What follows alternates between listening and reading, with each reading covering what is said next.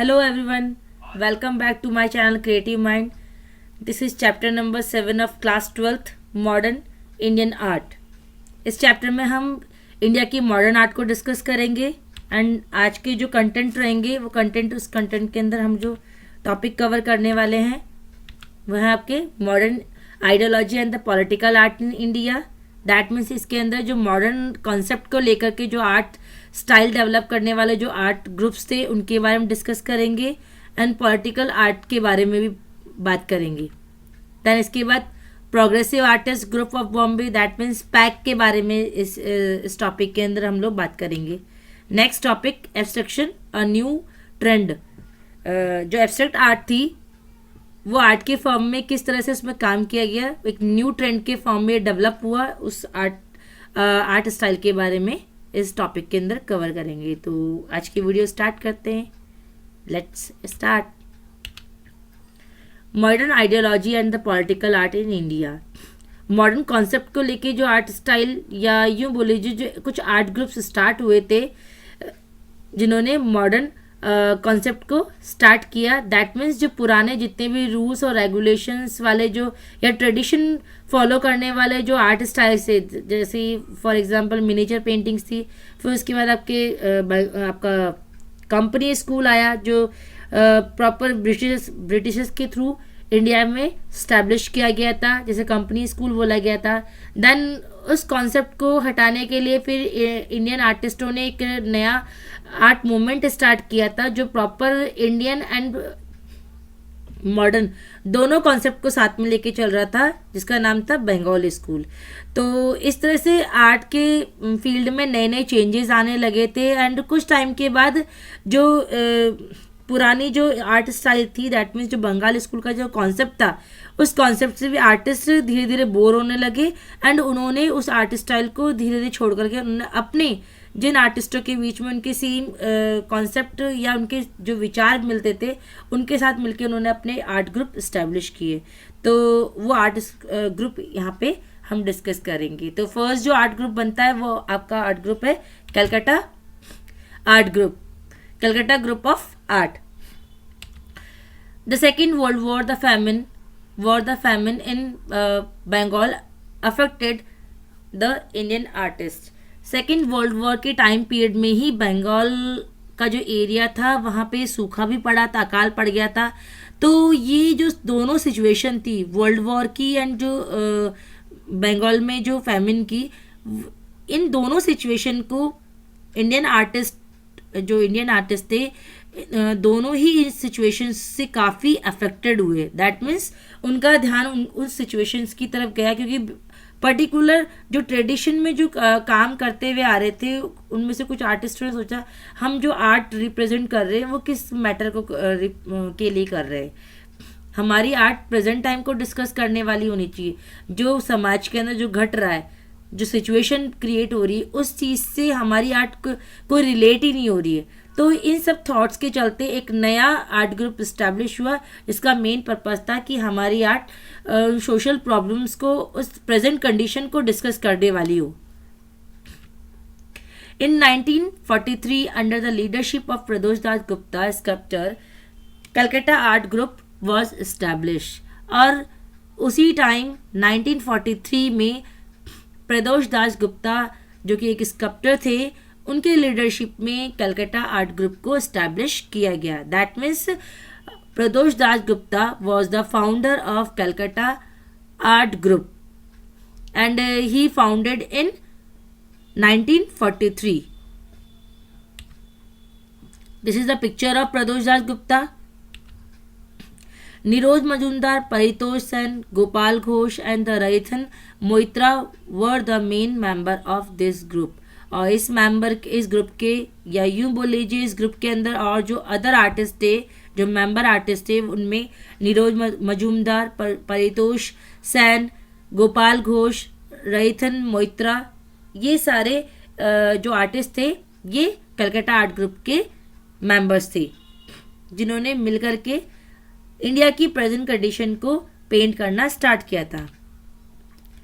Twins bronze sculpture made bye Pradosh Das Gupta in 1973 and it is collected in Nagma, new Delhi. जो प्रदोष दास गुप्ता है, इनका एक sculpture जिसका नाम है twins bronze. This is the picture of twins bronze. ये twins bronze sculpture है and इसको प्रदोष दास गुप्ता ने स्कल्प्ट किया था एंड ये ब्रॉन्ज का बना हुआ है। इन्हें गुप्ता जी ने इसको 1973 में इसको क्रिएट किया था एंड प्रेजेंट टाइम में ये नगमा में कलेक्टेड है। दैट नगमा का full form national gallery of modern art and ये कहाँ पर है? न्यू दिल्ली में। जो क्वेश्चन एग्जाम में बनेगा वो क्वेश्चन आपका इस तरह बनेगा, twins bronze sculpture made by which artist and which time, या वेयर इज इट कलेक्टेड, और what is the full form of Nagma. इस टाइप के आपके क्वेश्चंस बनेंगे इस टॉपिक में से। या फिर क्वेश्चन आपका बन सकता है Calcutta art group was establish by which artist, या when did establish Calcutta art group. इस तरह के क्वेश्चंस आपके इसमें बनेंगे।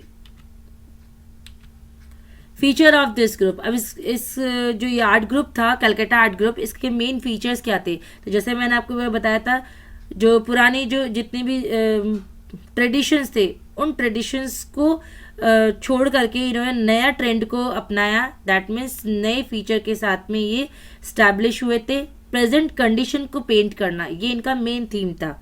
तो इनकी फीचर्स देखिए, free from older and tradition value, ये पुरानी जितनी भी परंपराएं थी, ये जितने भी वैल्यूज थे उनसे बिल्कुल बाउंड फ्री थी। डिपिक्शन ऑफ प्रेजेंट कंडीशन, इनका मेन पर्पस प्रेजेंट कंडीशन को पेंट करना था ताकि लोग उसके बारे में जागरूक हो सके, उसके बारे में जान सके कि क्या हमारे आसपास क्या घट रहा है। Seeing the plight of poor villages, Calcutta groups artist depicted socialism specially Marxism. जो गांव थे, जो मतलब जो उस समय में जो कंडीशन थी, बंगाल के अंदर अकाल पड़ा था, तो वहां से लोग क्या होने, धीरे धीरे वहां से पलायन करने, दैट मीन्स गांव को छोड़ के वो लोग शहरों की तरफ आने लगे, क्योंकि वहां पे अपना जीवन यापन करना बहुत उनको मतलब कठिनाई हो रही थी, या यूं बोले जी वहां पे सरवाइव करना बहुत ही मुश्किल हो रहा था। इसलिए जो वहाँ के जो जनता थी, जो वहाँ की जो पब्लिक थी, वो वहाँ से पलाइट होकर के कहाँ शहरों की तरफ वो लोग आने लगे थे।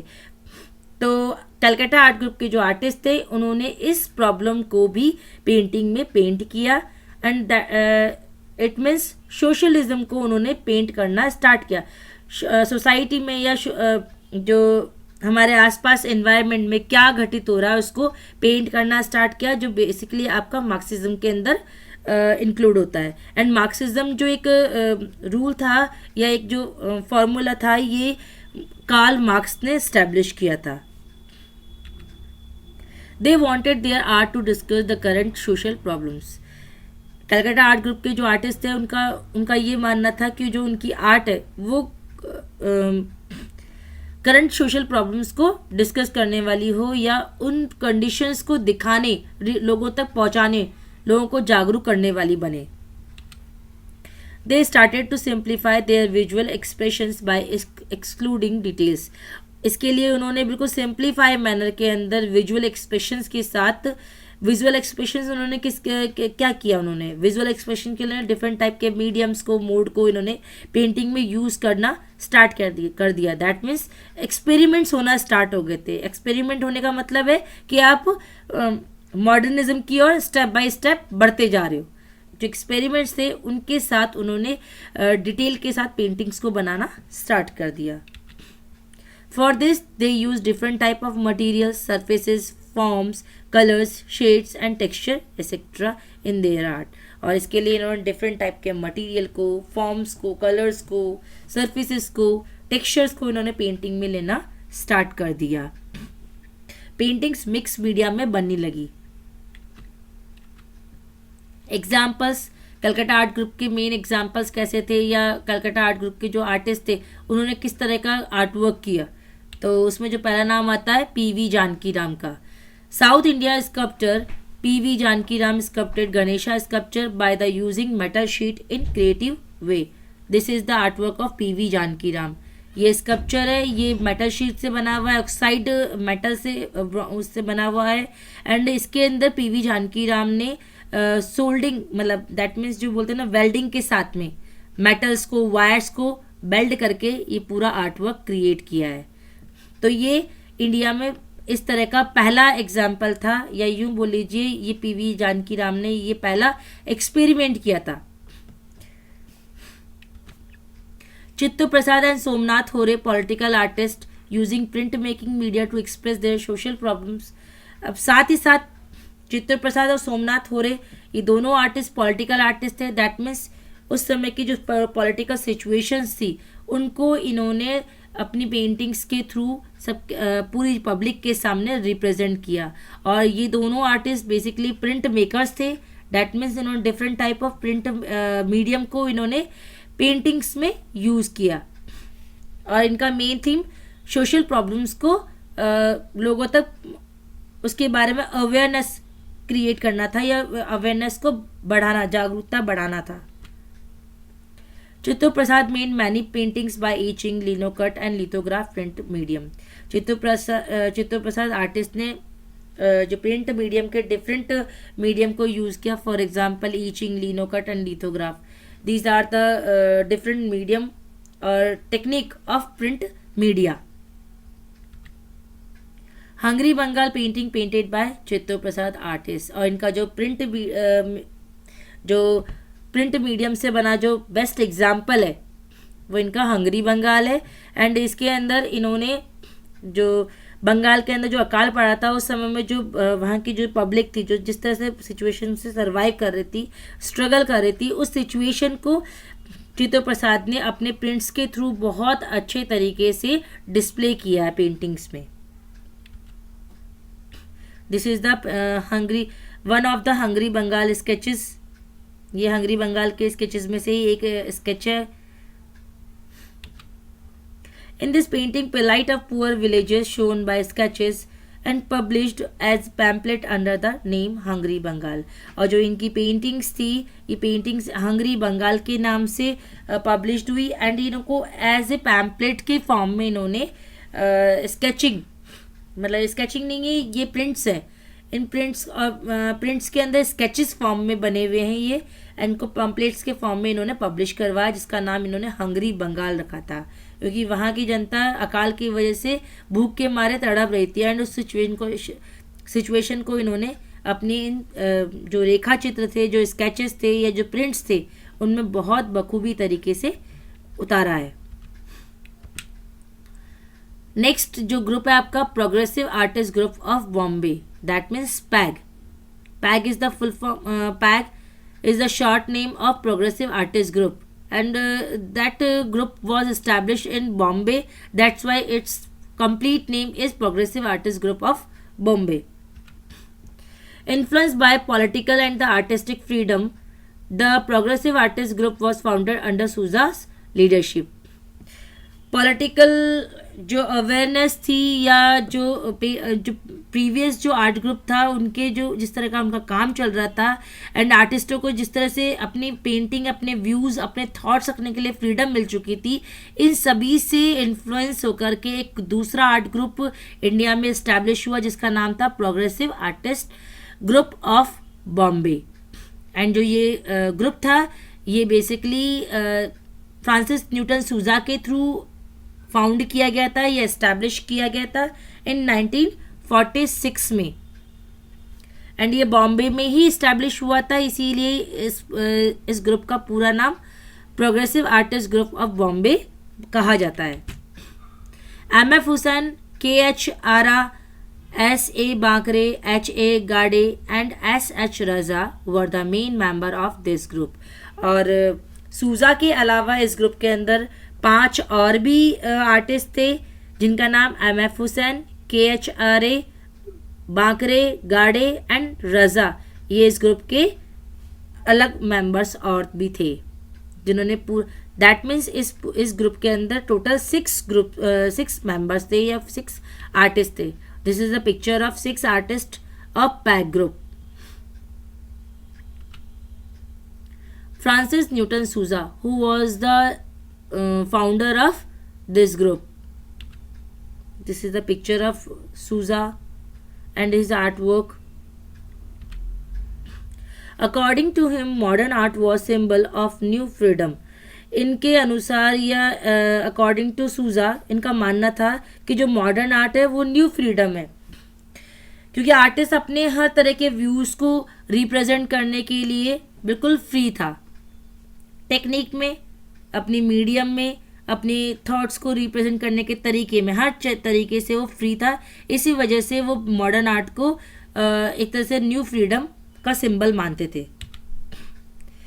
His experiments were mostly on female beauty, और इनके मोस्ट ऑफ जो एक्सपेरिमेंट्स थे वो इन्होंने फीमेल ब्यूटी पे, दैट मीन्स फीमेल के ऊपर सबसे ज़्यादा इन्होंने अपने एक्सपेरिमेंट्स किए।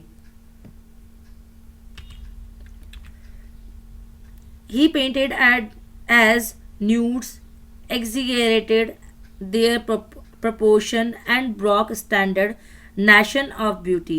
इन्होंने बेसिकली जो फीमेल्स को न्यूड फॉर्म में इन्होंने पेंट किया, साथ ही साथ उनके प्रपोर्शन में, एक फीमेल की जो ब्यूटी होती है उसके प्रपोर्शन के अंदर इन्होंने उसमें बढ़ा चढ़ा करके, उनके प्रपोर्शन को बढ़ा चढ़ा करके, दैट मीन्स जो उनकी जो सुंदरता होती है, जो ब्यूटी फीमेल एक ब्यूटी का सिंबल मानी जाती है, तो उनके स्टैंडर्ड को इन्होंने बिल्कुल ब्रेक डाउन कर दिया था इन्होंने।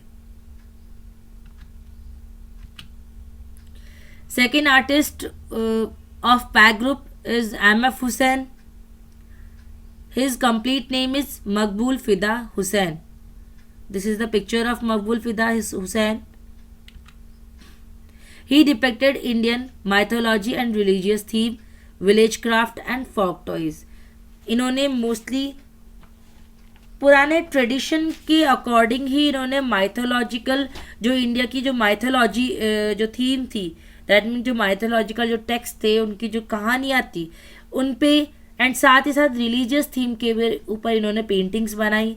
साथ ही जो village craft and folk toys होते हैं उनके ऊपर इन्होंने पेंटिंग बनाना स्टार्ट किया, या उन्हें एज ए मेन थीम के फॉर्म में अडॉप्ट किया। His art represent Indian modern art in the international art world.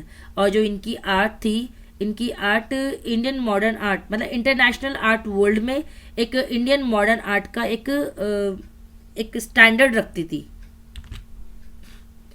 His art is the combination of modern style painting with Indian theme.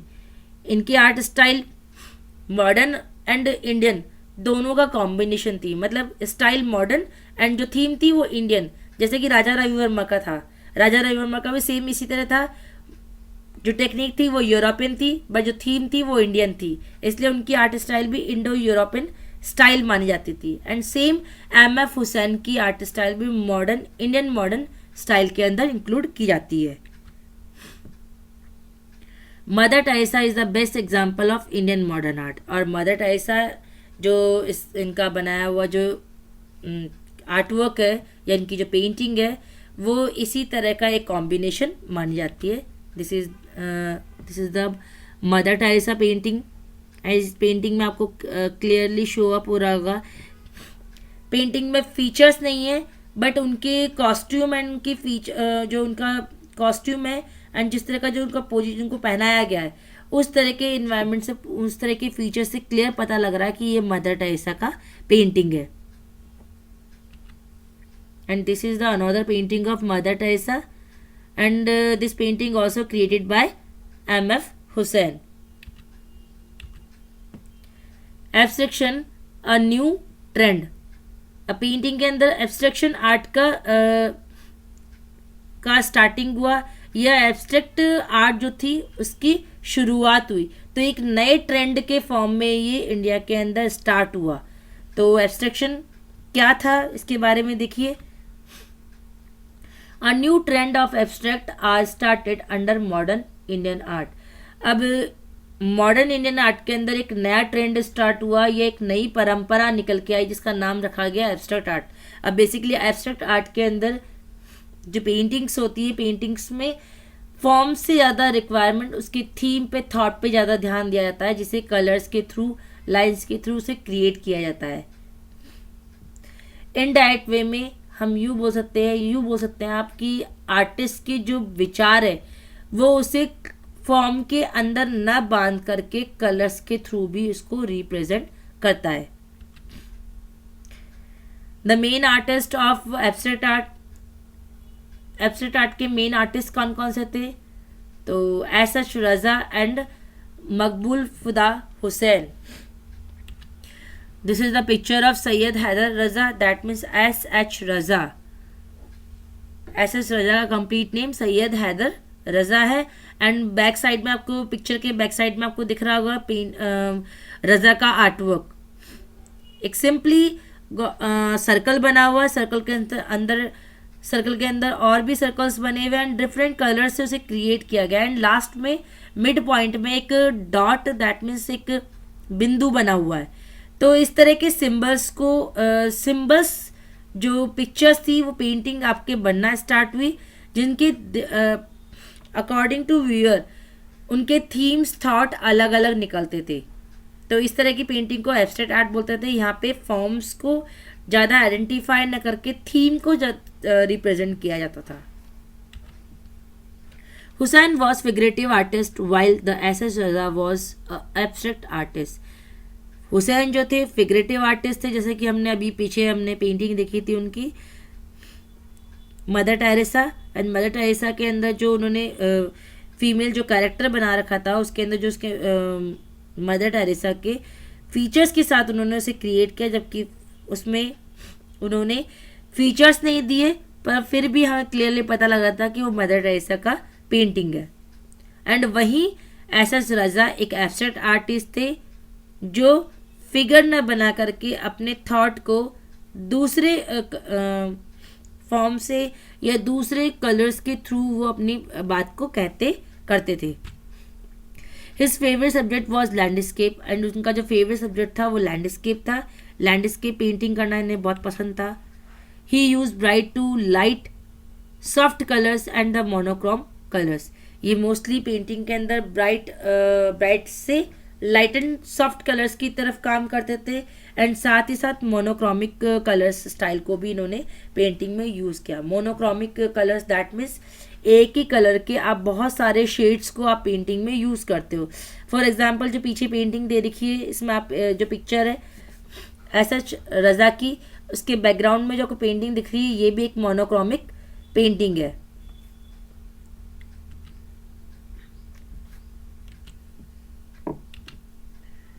Both Hussain and S.S. Raza depicted painting based on Indian theme, but style is different from each other. Hussain और रज़ा की दोनों की painting जो paintings थी वो proper Indian theme पर based थी, but दोनों की आर्ट स्टाइल एक दूसरे से बहुत ही डिफरेंट थी, क्योंकि एक ने एब्स्ट्रैक्ट में काम किया और एक ने फिगरेटिव में काम किया। Raza use old mandala and the yantra design and a bindu in his painting. रज़ा ने अपनी आर्ट वर्क को या अपनी एब्स्ट्रैक्ट आर्ट को क्रिएट करने के लिए मंडाला के जो फॉर्म्स होते हैं, यंत्र के जो डिज़ाइंस होते हैं एंड साथ साथ बिंदु डॉट्स, इस तरह के फिगर को पेंटिंग में यूज़ करना स्टार्ट कर दिया, या उनके थ्रू उन्होंने इस तरह की पेंटिंग्स को बनाया एब्स्ट्रैक्ट आर्ट को। एब्स्ट्रैक्ट आर्ट के अंदर बेसिकली आपके ज्योमेट्रिकल पैटर्न सबसे ज़्यादा यूज़ किए जाते हैं एंड सिमेट्रिकल, ज्योमेट्रिकल, इस तरह के फिगर्स को इसमें लिया जाता है। And this is the another art work of S H Raza. इसके अंदर आपको दिख रहा होगा जैसे सिमेट्रिकल पैटर्न्स भी हैं, साथ ही साथ आपके कलर्स कॉम्बिनेशन की बात की जाए तो अरेंज करके कलर्स को यूज़ किया गया है। एंड जितने व्यूअर्स या जितने दर्शक इस पेंटिंग को देखेंगे, सबके अलग अलग थॉट इसके अंदर निकल के, सब अपने अपने थॉट के अकॉर्डिंग इसको रिलेट करके इसे एक्सप्रेस करेंगे। A part of S H Raza, Gaitonde is also abstract artist. Raza के अलावा गाय तोंडे भी एक एब्स्ट्रैक्ट आर्टिस्ट ही थे। And this is the picture of Gaitonde and his art work also mention here. ये इनका बनाया हुआ आर्ट वर्क है एंड इनका भी ये एब्स्ट्रैक्ट मैनर में बना हुआ आर्ट है, जिसके अंदर इन्होंने टू फिगर्स को, ह्यूमन फिगर्स को इन्होंने रेंडर करके, दैट मीन्स जैसे हम बोलते हैं ना ज्योमेट्रिकल फॉर्म में या रेंडर करके इसको बनाया हुआ है. While K Hebbar, S Chavda, Akbar Padamsee, Tyeb Mehta and Krishna Khanna artist done work in both abstract and figurative art. और इनके अलावा कुछ ऐसे आर्टिस्ट भी हुए जिन्होंने एब्स्ट्रैक्ट एंड फिगरेटिव आर्ट दोनों को मिक्स करके काम किया, जिनके अंदर K Hebbar, this is the picture of K Hebbar and this is his art work. S Chavda, this is the picture of S. Chavda and his artwork. This next was Tayyab Mehta and आपको दिख रहा होगा इनका आर्टवर्क भी. Akbar Padamsee and next was Krishna Khanna. साथ में इनकी paintings भी आपको दिखाई दे रही होंगी. तो इन सबका जो आर्टवर्क था वो एब्स्ट्रैक्ट और फिगरेटिव दोनों को बैलेंस करते हुए चल रहा था. Pilloo Pochkhanawala and Krishna Reddy sculptor also done abstraction work. अब पेंटिंग के फील्ड में तो इतने सारे आर्टिस्टों ने काम किया, साथ ही साथ जो स्कल्पचर का जो फील्ड था वो भी इससे अछूता नहीं रहा. दैट मीन्स स्कल्पचर के फील्ड के अंदर भी कुछ आर्टिस्टों ने एब्स्ट्रैक्ट वर्क किया, जिसके अंदर पिल्लू पोच खानवाला एंड कृष्णा रेड्डी, इन दोनों स्कल्पटर का नाम लिया जाता है. इन 1960s and 70s abstraction became very popular. 60 और 70s, दैट मीन्स 60 और 70 के दशक में जो एब्स्ट्रैक्ट आर्ट थी बहुत ही ज़्यादा पॉपुलर हो गई थी इंडिया में. Amarnath Sehgal struck a balance between abstraction and figuration. Amarnath जो सहगल थे, इन्होंने एब्स्ट्रैक्ट और फिगरेशन मतलब एब्स्ट्रैक्ट आर्ट और फिगरेटिव आर्ट दोनों के बीच में बैलेंस करके इन्होंने अपना आर्टवर्क स्टार्ट किया. This is the picture of Amarnath Sehgal. Cries unheard sculpture is one of the example of this, was made with use of wires. और ये इनका बनाया हुआ आर्टवर्क क्राइज अनहर्ड, इसके अंदर फैमिली को दिखाया गया है, जिसके अंदर फैमिली के अंदर मेल फीमेल एंड उनका चाइल्ड को उसमें दिखाया गया है. एंड सभी के जो हाथों की जो पोजीशन है वो ऊपर अपवर्ड है, दैट मीन्स ऊपर की ओर. एंड उनकी सिचुएशन को ऐसा देख के लगता है कि शायद वो किसी से हेल्प मांग रही है. दैट मीन्स हेल्प के लिए वो लोग क्या कर रहे हैं, गुहार लगा रहे हैं.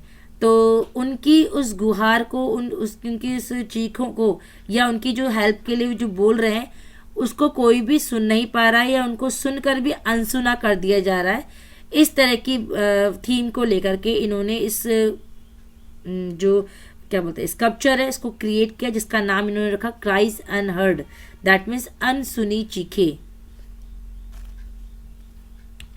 एंड ये प्रॉपर वायर्स के थ्रू बनाया गया है. दैट मीन्स ये एक मेटल कास्टिंग है या मेटल स्कल्पचर है. Mrinalini Mukherjee's artwork Vanashree was made of hemp fibre and best example of abstraction. जो मृणालिनी मुखर्जी थी, this is the picture of Mrinalini Mukherjee and इनका बनाया हुआ जो बेस्ट आर्ट वर्क था वनश्री. इसके अलावा इन्होंने वन राजा भी इन्होंने स्कल्पचर क्रिएट किया है. एंड ये टोटली जो इनकी जो स्कल्पचर सीरीज थी ये प्रॉपर नेचुरल फाइबर से क्रिएट की हुई थी. दैट मीन्स हेम्प फाइबर को इन्होंने पेंटिंग में यूज़ किया, या सॉरी स्कल्पचर में यूज़ किया, जो एब्स्ट्रैक्शन का बेस्ट एग्जाम्पल माना जाता है. एंड इसके लिए इन प्राकृतिक रेशों को डाई करके मतलब कलर में रंगवा करके दैन फिर इसको नॉट्स के थ्रू इसको स्टिच करके पूरा नॉट स्टिच के थ्रू इसे पूरा क्रिएट करती थी. एंड ये लाइफ साइज जो स्कल्पचर है ये लाइफ साइज स्कल्पचर है.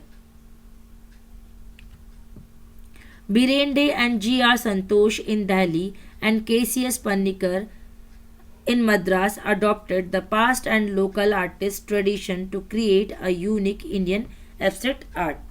और इनके अलावा बिरेंडे, G.R. संतोष जो बेसिकली दिल्ली के थे, मद्रास के K.C.S. पन्निकर, इन सभी ने past and local artistic tradition को यूज़ करते हुए एक नई आर्ट, एक यूनिक आर्ट इस्टेब्लिश की या उसको डेवलप किया, जिसे प्रॉपर इंडियन एब्स्ट्रैक्ट आर्ट बोला गया। तो आज के लिए इतना ही। इस टॉपिक से रिलेटेड अगर किसी भी तरह के आपके डाउट हैं तो आप कमेंट सेक्शन में मेंशन कर सकते हैं। और आई थिंक मुझसे जितना हो सका, मैंने जहाँ तक मैं सोचती हूँ, मैंने आपके इस टॉपिक में एक एक चीज़ क्लियर की है।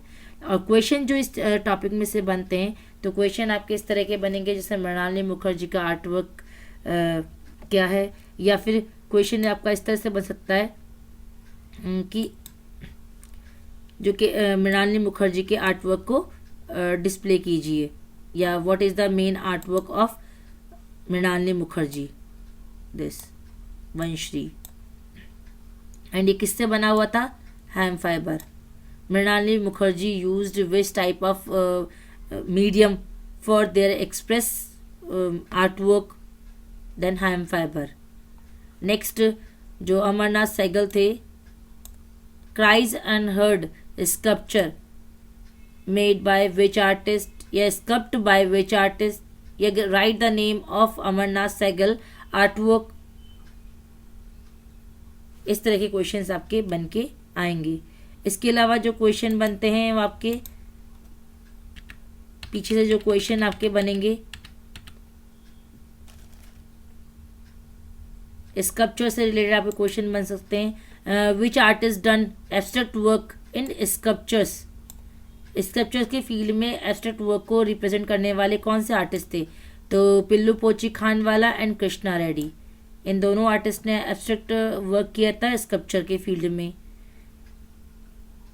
किन आर्टिस्टों ने मतलब which artist done work in both abstract and figurative art? K Hebbar, S Chavda, Akbar Padamsee, Tyeb Mehta, Krishen Khanna. These artist work done in abstract and figurative art. इस तरह के क्वेश्चन आपके इसमें से बनेंगे।